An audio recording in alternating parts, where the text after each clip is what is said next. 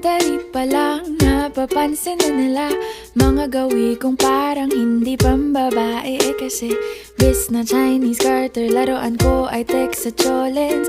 Tapos kajamin ko lagi noon mga sigang lalaki sa amin.